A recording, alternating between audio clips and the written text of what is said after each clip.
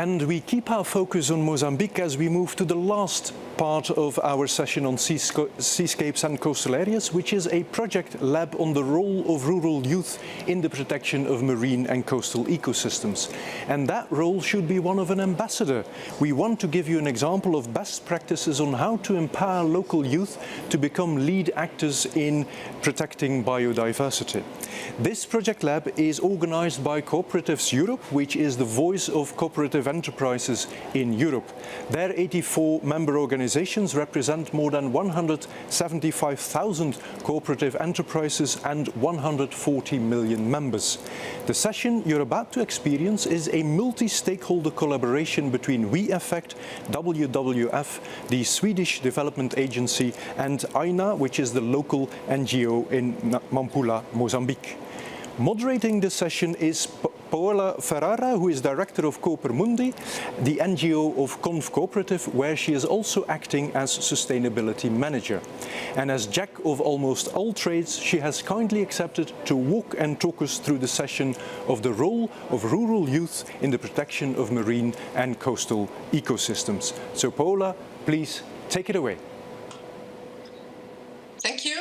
Thank you to everyone. I'm very happy to be here today representing the cooperative movement and also what the cooperatives are doing all over the world in respect to the protection of environment. We're going to see an example, a very effective example of what cooperatives can do protecting the environment, but also involving communities and in particular women and youth and young people of these communities, fragile communities all over the world. But first of all, I was introduced already. I'm a director of this Italian NGO, which works for the empowerment of cooperatives and the promotion of cooperatives in different countries in the world.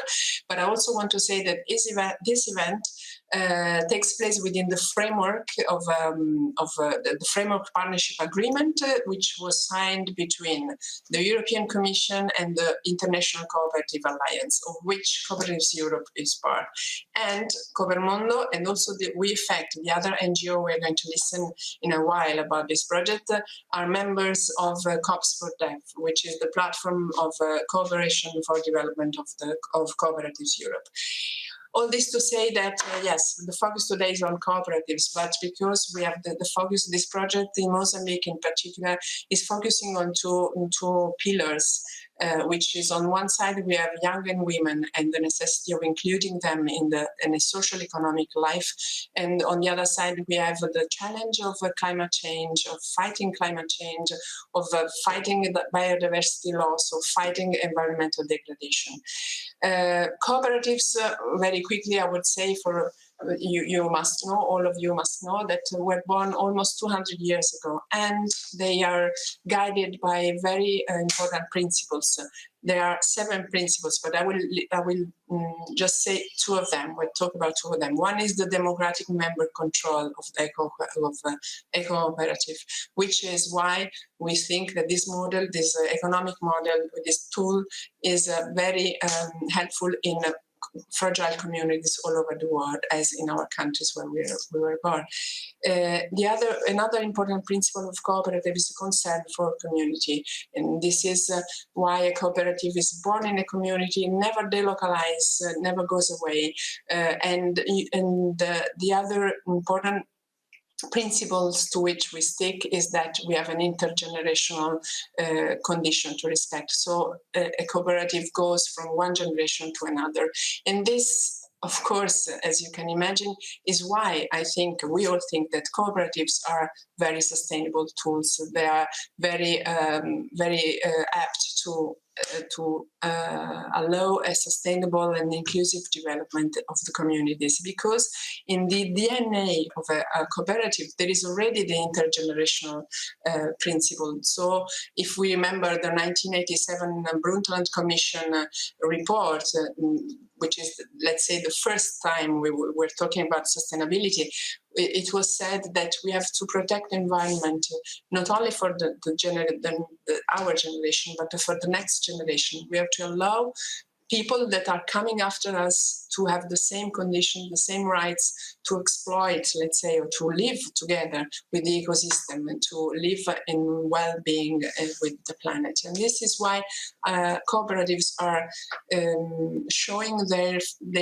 opportunities, their strength to be part of this challenge, and they can cope with communities to challenge what we are facing, which is an environmental degradation. The project we're going to talk today is in Mozambique, as it was said, and I will give the floor very, very quickly to our speakers, which are on one side we have Lina Evaristo da Silva, which is the Program Officer for Environment and Climate Change in We Affect Mozambique, the Swedish NGO, which is a partnership with AENA and the other in WWF in Mozambique for this project, which focused on the protection of ecosystem of coastal and marine ecosystem. But we're listening from them the success of this project. I'm very proud to give the floor to Lina first. I will just say that, of course, I'm very grateful also to these people who do things, all the people who do things in the world for protecting the environment, because we must say that every little spot we protect on this planet, every little thing we do for the planet, for the well-being of our planet in the world, is something that is for all. So thanks to everyone. Lina, the floor is yours. I want just to remember that we all have 5 minutes to speak, and then we will allow people to do questions and answers. Lina, to you. Yeah, thank you so much. Primeiro, gostaria de cumprimentar a todos e todas e agradecer aos organizadores dessa conferência pela oportunidade de nós podermos partilhar as atividades que estamos a realizar em Moçambique. Meu nome é Lina da Silva, sou oficial do programa na We Affect em Moçambique. O We Affect é uma organização sueca que foi criada em 1958 pelo movimento cooperativo. E neste momento, no âmbito do projeto, nós estamos a We Affect apoiou a AENA, um dos seus parceiros estratégicos, através do programa AGIR. O programa AGIR teve apoio da Embaixada da Suécia e a Embaixada da Holanda em Moçambique. AGIR significa Ações para a Governação Inclusiva e Responsável, e as principais áreas que foram priorizadas no âmbito deste programa foram ambiente e mudanças climáticas, gestão de recursos naturais, agricultura e segurança alimentar.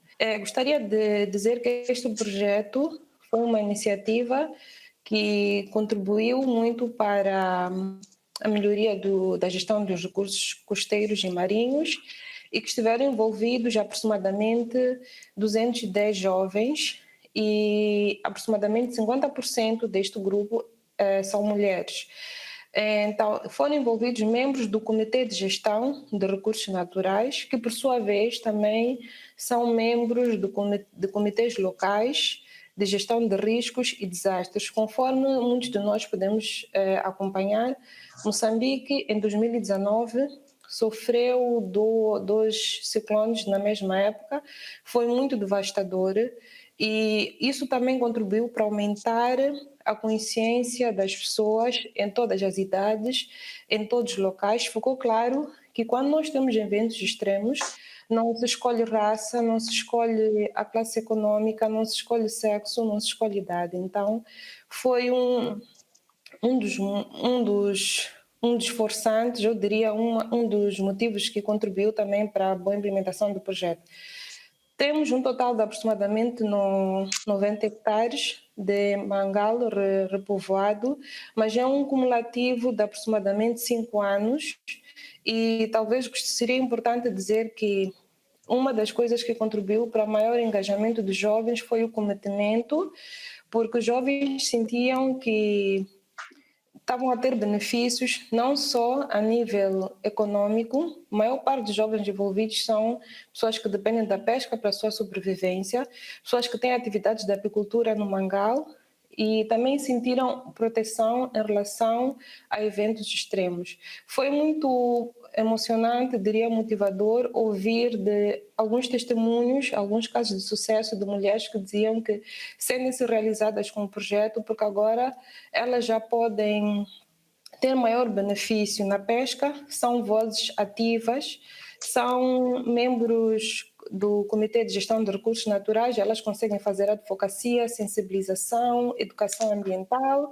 e nós não precisamos ensinar alguém, e conseguimos ouvir na primeira pessoa uma mulher a dizer que eu estou a fazer isso pelos meus filhos, pelas próximas gerações. Então está aí a sustentabilidade que nós tanto queremos. Muitas vezes nós temos que aprender isso na escola, temos que aprender isso nas formações, mas quando alguém já sente os benefícios que está a trazer para as próximas gerações, isso é positivo.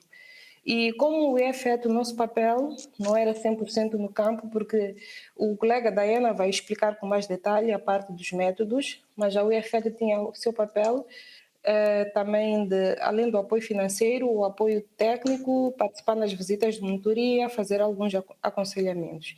E sentimos também que, em termos de contribuição para o país, Moçambique tem uma meta de até 2022 alcançar aproximadamente 5 milhões de hectares em mangal repovoado, e este projeto vai contribuir para a meta de Moçambique no repovoamento do mangal.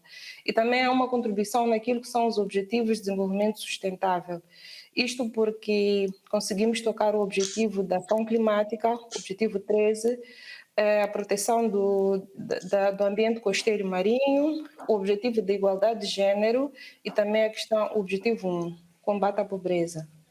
E como recomendação, eu penso que é um projeto que vale a pena replicar, não interessa a quantidade, se é 1 hectare, são 2 hectares, o mais importante é aquilo que nós estamos a fazer no momento e trabalhamos com comprometimento, engajarmos, porque nós jovens temos muita força, não podemos esperar que venha alguém de fora para vir fazer por nós, nós temos que dar exemplo e contribuirmos para os benefícios que nós podemos ter agora e também para as próximas gerações. Gostaria de recomendar a réplica desse projeto em vários locais e, acima de tudo, que as coisas sejam feitas com comprometimento, porque eu acho que isso é um dos pontos chaves no processo, comprometimento, ownership do processo. Okay. Yes. Okay. Thank you. Muito obrigada, Lina. Thank you very much.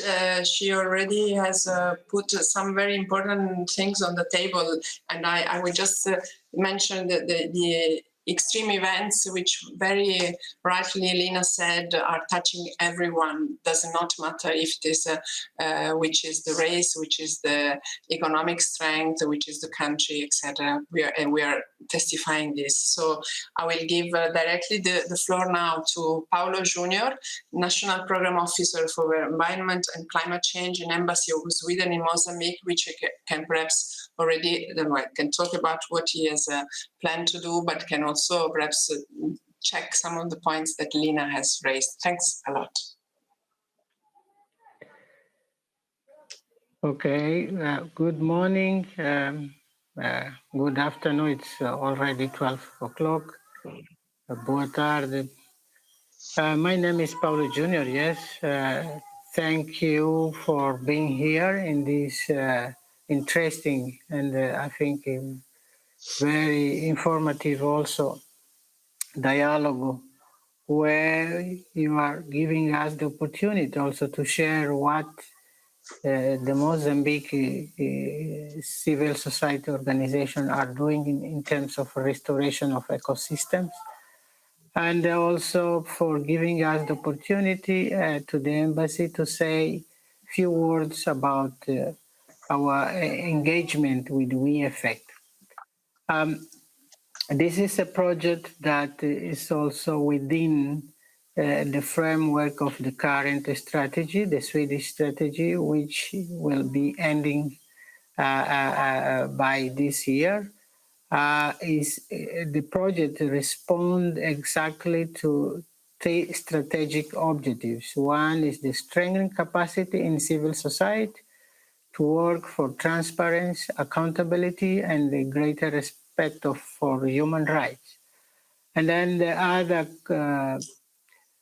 strategy objective that this project responds is the transparent and sustainable management of use of natural resource. I mean, mangrove ecosystem is one of the very important ecosystem in the country. We have more than 2,800 coastline with a lot of habitat of mangrove ecosystems. And then the third strategy objective that this project also is responding within the Swedish framework is the enhanced capacity of the national and the local authorities, local communities. So in our view, this project also contributes to build, resilience to the communities, to local young youth communities. You heard very well as Lina explained about the engagement of youth. Our country is more than 50% composed by youth population, so it's really important to work with this population, build the capacity of these communities to be, better prepared to face the extreme events that we constantly we used to the country has to fight. Recently, we had the Idai cyclone, Kennedy. I think you had all information about that. And then the impact of those extreme events also affect the capacity of these communities along the coast. So in our view, Swedish embassy is working in line to build the capacity of the civil society to be better prepared. That's why in 2015, we engaged with the WeEffect within the Agir program, which is, it was a 5-year support of the second phase of this program. Basically, WeEffect is working as an intermediary organization, forwarding funds not only to IENA, but to also other 15 organizations in the country, dealing also with the right to food, right to land, and the right to better environment and better clean resilience. So in just summary, I think I wanted just to explain from where the project come from. The project comes exactly from the all support that Sweden is also providing to the Agir program, to the sub-program of the natural resource and climate change. So I think I will stop here. If there are questions or comments, I'll be ready to provide. Thank you for this opportunity. Thank you very much, Paolo Junior. And you've also raised different points. Resilience, we didn't speak about resilience, but of course, giving us the capacity of being resilient towards the climate change, which is already happening, and giving the communities the strength to adapt to what is happening, but also to fight worsening the situation is very key in all the projects and all what we do everywhere in the world. So I give the floor to Abu Junior Isidro, which is a program officer for environment and climate change in IENA, which is the Associação de Extensão Rural, Nacional de Extensão Rural in Mozambique. And we're going to listen to Abu. And I wanted to keep in mind that we are also talking about the impact that this project has already have and can have in the future. So I'm sure the Abu Junior can help us on this as well, because what is important is that we improve the life, the well-being of people all over the world, in Mozambique, on the coastal areas which are hit by the extreme events, but also by the climate change. And so I'm sure that Abu Jr., who is part of this community, can help us to understand better if the impact is positive, as I imagine, but what are we expecting for the future? Thanks. Bom, mais uma vez, boa tarde a todos. E aqui fala o representante da Abu Júnior, e dizer que o projeto já foi apresentado maioritariamente com a Lina, com o Paulo, que me antecederam, mas dizer que o projeto tem nada a ver com aquele que é a visão da ENA, que é ver as comunidades rurais, autônomas e resilientes, vivendo numa vida justa, e o Paulo dizia numa forma participativa, e o projeto veio porque nós achamos que havia necessidade na área de proteção ambiental da G1ª e 2ª, onde está sendo implementado o projeto, havia muita degradação do mangá, e tiramos a ideia de desenhar um projeto que fomos apoiados pelo embaixado do SIDA, a partir da UEFET e com apoio também da WWF em Moçambique. E dizer que, descrevendo aquilo que foi a metodologia que foi usada, nós trabalhamos com os comitês integrados e de recursos naturais, a Lina mencionava isso, e esses comitês de gestão têm outros grupos que estão naquela área de proteção ambiental, que são os conselhos comunitários de pescas, o grupo de poupança, e também existem outro grupo de agricultura de conservação, e esses todos os grupos uniram em prol para a conservação daquela área de proteção ambiental das G1ª e 2ª, porque é uma zona muito vulnerável a ventos fortes, e mesmo estudos também demonstraram que naquela área houve redução do pescado. Então, a comunidade, junto com aquilo que foi o nosso apoio técnico da ENA, que foi de capacitar esses grupos, no total conseguimos capacitar 210 membros, entre 98 mulheres que participaram do processo, e isso hoje faz uma réplica e as outras comunidades, e conseguimos nesse processo, durante 5 anos de vigência do projeto, que termina no próximo ano, em 2022, e repovoar até o momento 90 hectares de mangá, e esse trouxe ganhos ao nível porque houve aumento com o relato que temos acompanhado com os membros da comunidade, os pescadores. Fizemos um estudo básico dos centros de pescas, e os pescadores mostram satisfação que o número de pesca melhorou, e também o ecossistema do mangá tem uma grande importância, porque é lá onde ficam os peixes, os caranguejos, os caramujos e outros ecossistemas marinhos. Então isso tem sido um ganho. E em termos de história de sucesso, é dizer que hoje as comunidades já fazem isso sozinha, e sem que a gente vá lá, e entre eles lá ao nível da comunidade, os comitês de gestão têm participado ativamente no reflorestamento.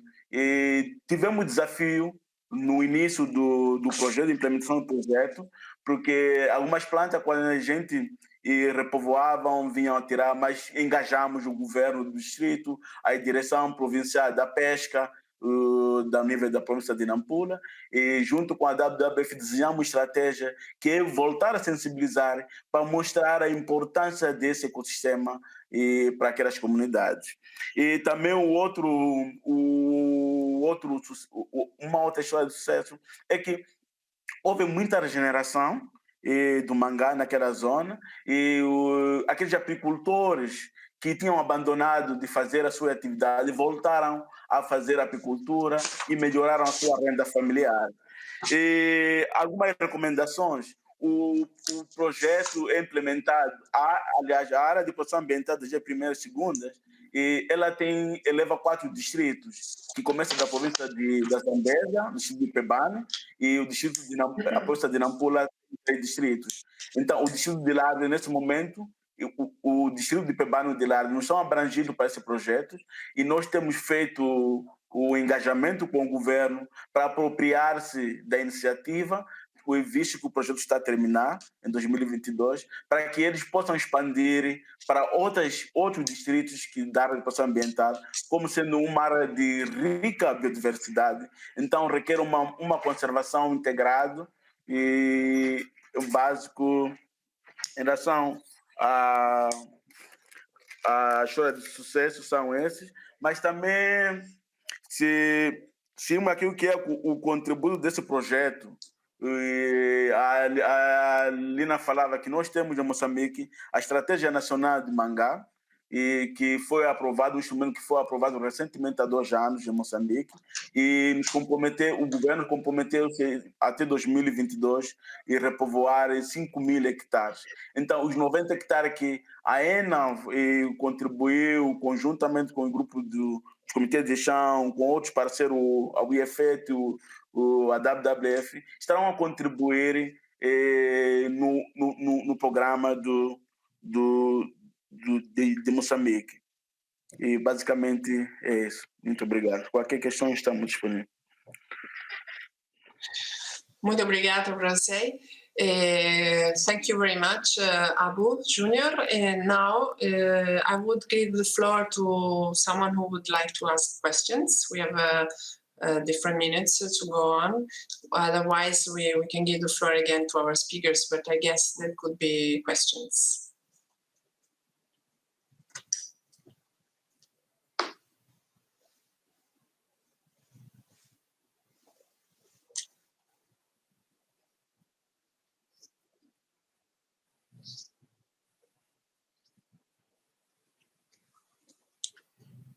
Okay.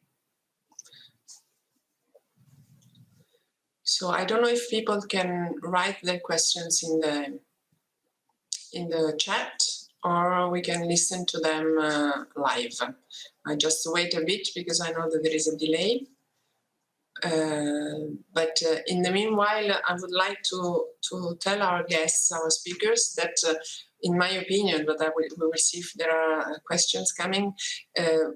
Another keyword that was said by Lina, I think, is replicability. And we all know that NGOs, but in general, all the projects that are done by communities all over the world are successful if they can be replicated. So this is something that was mentioned, and I think that the success story, as Abu Junior said, is not only to give the strength to communities now, but to allow them to replicate the projects, the tools that have been successful, etc.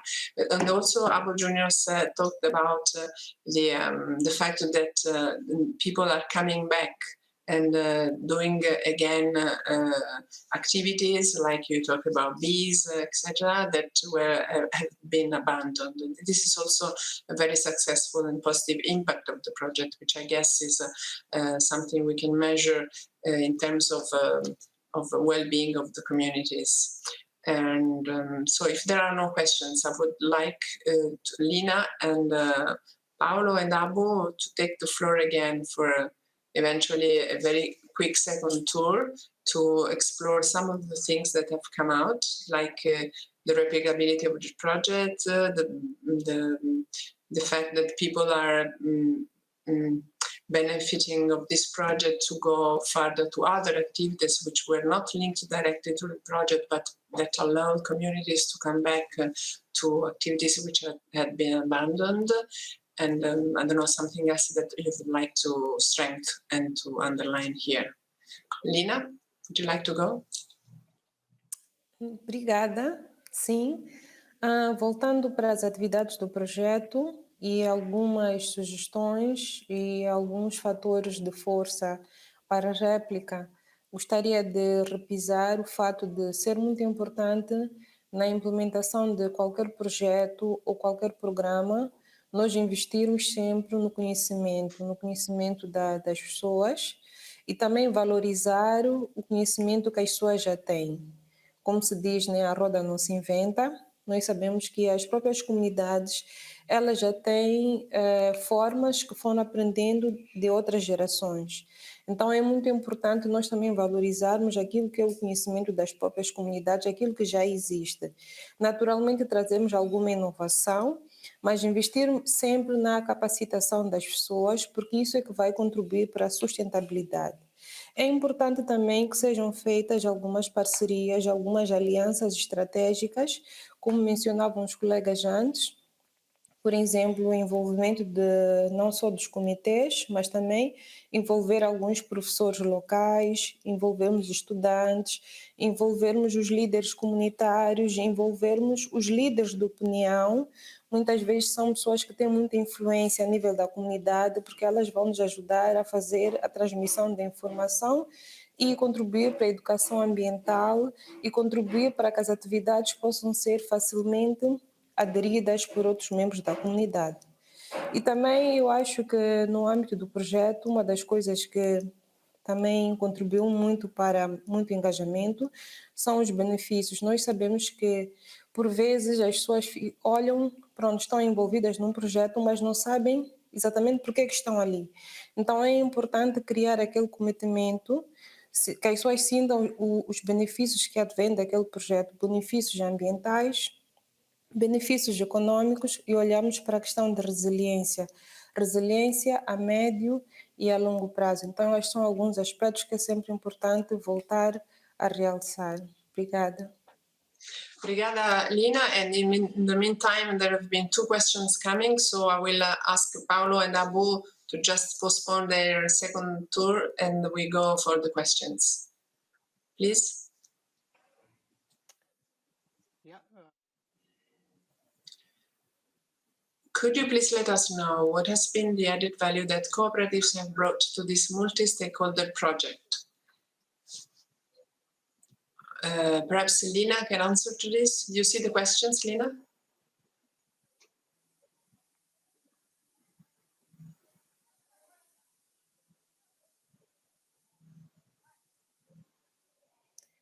Sim, vou primeiro agradecer pela questão que foi colocada. Conforme eu vejo, querem saber qual foi o valor adicional do cooperativismo para esse projeto. Talvez só explicar que o projeto ele não envolveu exatamente uma cooperativa, mas sim um comitê de gestão de recursos naturais, que por sua vez também estava acoplado a outros grupos, outros conselhos de pesca, outros comitês de gestão de redução de riscos. Mas o espírito do cooperativismo existe dentro do próprio Comitê de Gestão de Recursos Naturais. Embora não seja uma cooperativa, existe aquele espírito de trabalho comum, existe aquele espírito de trabalho para interesses comuns ao fim do dia. Então, eu penso que o fato de as pessoas estarem associadas num grupo, terem um objetivo comum ao fim do dia, contribuiu imenso para a boa implementação e bom impacto do projeto. Não sei se eu respondi à questão, se tem alguma pergunta acho que sim, mas just to know, this management committee was existing before the project or was created by the project with the project? Os comitês de gestão de recursos naturais foram criados pela Associação Nacional de Extensão Rural, a ENA, conforme teria explicado o Abu na sua intervenção. Okay, so it was already existing. Okay, thank you. I don't know if Paulo and Abu would like to add something on this, on the cooperative, the result. Yeah, how much cooperative? But Lina has said already that it's not a cooperative itself, but is a comité de gestion. Perhaps we go to the second question then. Okay. Só para para acrescentar, dizer que esses comitês de gestão realmente não é uma cooperativa. Em Moçambique, a legislação moçambicana existe para a constituição de cooperativas, mas também existe a legislação para a criação de associativismo. E nós temos um instrumento que é a LOLE, que regula essas OCB, essas organizações de bases comunitárias. Então, foi com base esse instrumento que nós criamos o Comitê de Gestão, porque está previsto, e esses comitês de gestão são instituições de nível comunitário que velam pela gestão de recursos naturais daquela área.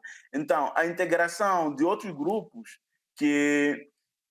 como o grupo de poupança, que existem ao nível da comunidade, é para todos esses velarem para a conservação, porque todos é a mesma expressão que estava a dar ali, né, que tem algo comum que mexe com ele, que é a conservação, porque ele vem que realmente cada dia há muitos eventos climáticos, há muito vento forte, porque muitas comunidades que essas que estamos a implementar o projeto estão numa ilha.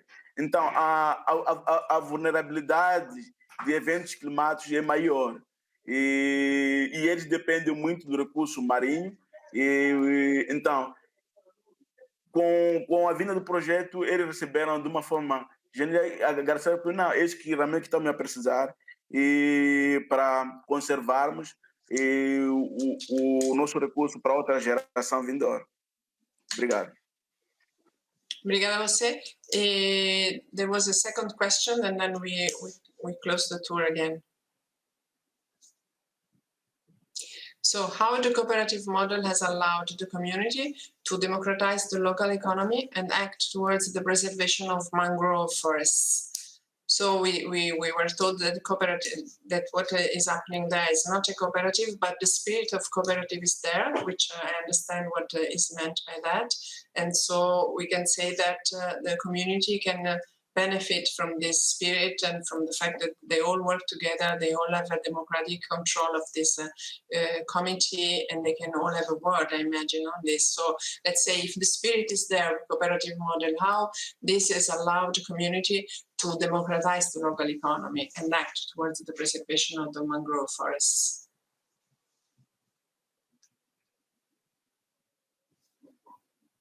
So would you, perhaps, Paolo, would you like to go?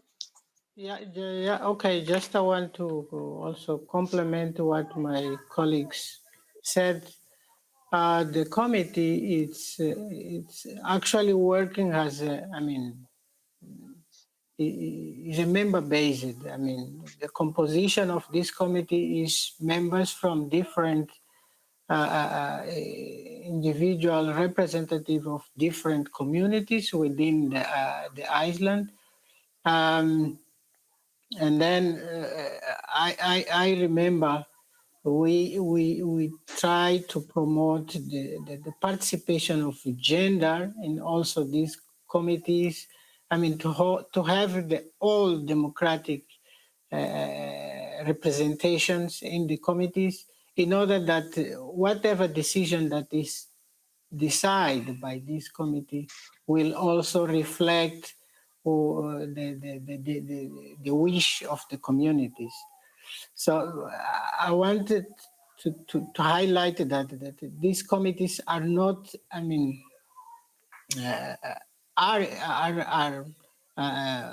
recognized by the law, but the constitution of these committees come from down. I mean, from these communities at the local level. So they can be represented by different actors, youth, girls, and then teachers, leaders, community leaders, just to make sure that all people are very well represented. And another issue that I wanted to highlight in regard to impact, the previous question that and change that this project has made is that we now can see that the illegal cutting of mangrove, the illegal, destruction, the degradation of the coastal, the overfishing. These activities people have learned during the implementation of the project in these 5 years. So I have understood that we need to protect, we need to use, but in the good manner. in order that not only can be used by us, but also by our future generation. So I think the livelihood also condition have changed in these communities. So basically, I think the democratization, I mean, the decision maker within these communities is also something that we need to highlight. It has an add value of working, I mean, in this way.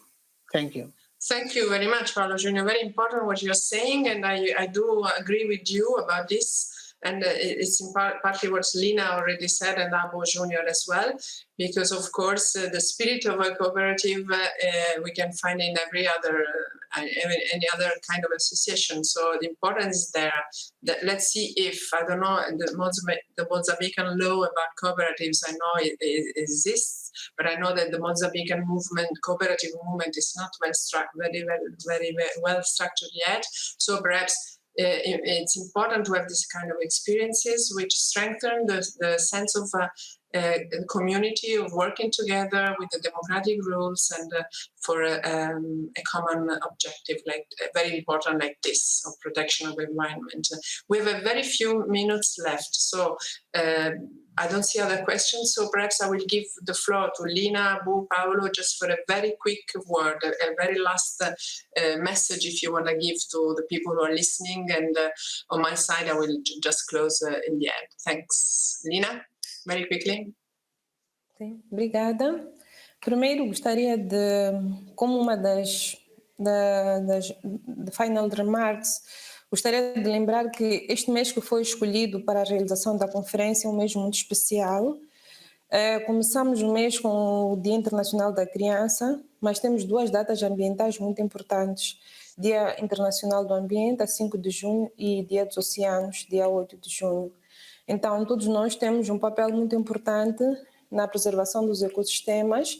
Temos muitos desafios ainda, principalmente para os países subdesenvolvidos, como é o caso de Moçambique. Então, gostaria de fazer um apelo a todos, principalmente aos jovens, para nós nos engajarmos no processo de restauração dos ecossistemas e criarmos sempre oportunidades para que haja participação efetiva e ativa de todos, principalmente igualdade de homens e mulheres nos processos, principalmente quando se fala de tomada de decisão e participação.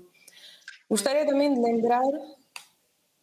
Muito obrigada, Lina. We have really few seconds left. I will give 30 seconds to Paulo Junior.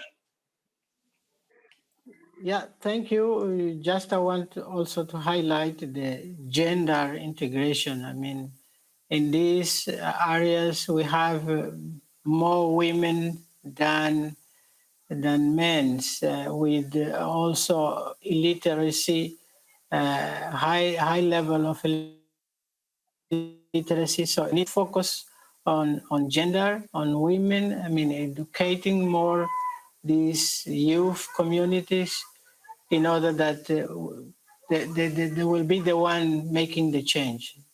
Thank you. Thank you, Paulo. Abu Junior. 30 seconds to you as well. Também não queria fugir muito dos colegas que aí mencionaram, mas dizer que continuarmos a preservar o ambiente como sendo um direito difuso, e é importante que nós participemos todos, que não seja só um grupo, mas que seja todos nós envolvidos, que sejamos envolvidos no processo de conservação do ambiente. Obrigado. Obrigada a vocês, a todos. Thanks to all. I will just close now this session. Hopefully, people which have followed us have agreed on the spirits of what we're saying about environment, protection of the environment, inclusion of women and young people. And I'm very grateful to you for what you do in your country and for what all people do in our countries to protect the environment, which we know is key in our future. And I must say that I've had the opportunity to see a mangrove ecosystem, and it's something spectacular, fabulous. So I'm very grateful to you who protect it in your country. So thanks to all, thanks to the people who have followed this session. Good luck for the project and for the impact, which will be surely more positive even than today in the future. Thanks to Lina, to Paolo, to Abu, and goodbye everyone. Thanks a lot, Paula, for this very interesting discussion, and I, for one, cannot wait to witness a mangrove area with my own bare eyes, indeed, if I see the enthusiasm with which you are all talking about mangroves and mangrove trees. Thanks also for sending, I would say, another ray of hope to our studios in Brussels. If I hear and learn about a task force of more than 200 young men and women who are being trained in mangrove management and, more importantly, also advocacy, I would say not without success if I'm hearing that more than 90,000 square meters of mangrove have been reforested with a clear reduction in coastal erosion. I think it must have been George Bernard Shaw who once complained that it is such a pity that youth is wasted on the young. But if I hear this discussion and the different angles here, just think about the sheer powerful coalition of the willing that we can build, that we can forge, if we can convey a sense of purpose to those young people, if we can leverage on their strength, on their versatility and their commitment in shaping a more sustainable planet for all of us. And indeed, I'm saying all of us, but because this also surfaced from the discussions, we need to reach out to all the stakeholders, regardless of the age, the nationality, the gender of their education level. We just touched upon the fact that we need more gender equality, that it's not just the young women, but we also need to train both men and women. So we need to reach out across the board, because this is a global problem that indeed affects all of us. So I can see from those discussions clearly the benefits of harvesting the enthusiasm, the power of the rural youth, because by very definition we hand our planet to them. They are the future generation, so they also need to address the challenges that have been raised here today. What also appeals to me when talking about youth is that these are the young and bright minds of this world. They are filled to the brim with new ideas, new innovations, and I think we should also try to tap into that resource, into that vault of ideas, to see whether we can come up with new innovations to indeed restore and protect our marine and coastal areas. I heard a couple of times also a warm plea for replicability, indeed, that we leverage on the lessons learned and that we capitalize on that experience to also translate and extend that knowledge towards other projects as well.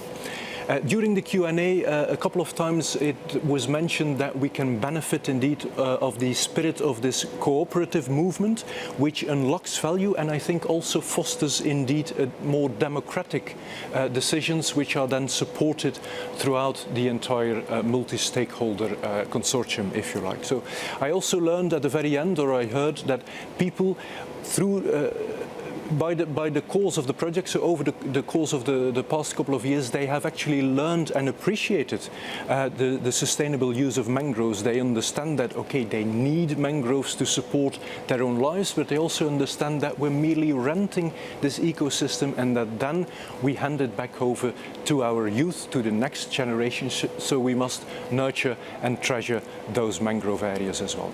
I think what we've just discussed ties in neatly with some of the greater common denominators throughout our session on seascapes and coastal areas. So we heard quite a number of times the importance of a collaborative approach, a multi-stakeholder involvement. We heard the importance of capacity building, of raising awareness, but also connecting with local communities and demonstrating also the added value, the benefits for those local communities. And indeed, last but not least, and I'm happy that we can end on this note, it is important to mobilize the rural youth, to have some best practices in place, and I think we've just witnessed one on how to mobilize, how to empower that rural youth to become the lead actors in protecting biodiversity, and by the end of the road to indeed become our biggest ambassadors in protecting seascapes and coastal areas. Having said that, I thank you again, Paula, I thank the entire panel, and in a couple of seconds we will go to my last stand interview.